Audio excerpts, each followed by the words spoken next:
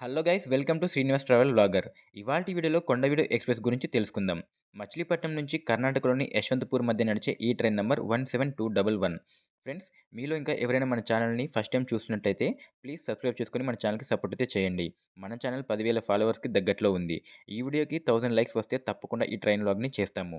ఇంకా ఈ ట్రైన్ విషయానికొస్తే ఈ ట్రైన్‌ని 2008 డిసెంబర్ 1న స్టార్ట్ చేశారు. గుంటూరుకి దగ్గరలోని కొండవీడు కోట ఆధారంగా అయితే దీనికి కొండవీడు ఎక్స్‌ప్రెస్ అని పేరు పెట్టారు. ఈ ట్రైన్ ఒక ట్రై వీక్లీ ట్రైన్. మచిలీపట్నం నుంచి కేవలం సోమవారం, బుధవారం, శుక్రవారం మాత్రమే అందుబాటులో ఉంటుంది. మచిలీపట్నంలో సాయంత్రం 3:55 నిమిషాలకు బయలుదేరి మరుసటి రోజు ఉదయం 9:55 నిమిషాలకి యశ్వంతపూర్ చేరుకుంటుంది. ఈ ట్రైన్‌ని south coast railway zone operate చేస్తుంది. యశ్వంతపూర్ నుంచి ఈ ట్రైన్ మంగళవారం, గురువారం, శనివారం మాత్రమే అందుబాటులో ఉంటుంది. యశ్వంతపూర్‌లో మధ్యాహ్నం 1:15 నిమిషాలకు బయలుదేరి మరుసటి రోజు ఉదయం 7 గంటలకు మచిలీపట్నం చేరుకుంటుంది. ఈ ట్రైన్ మొత్తం 778 కిలోమీటర్లని 18 గంటల్లో కవర్ చేస్తుంది.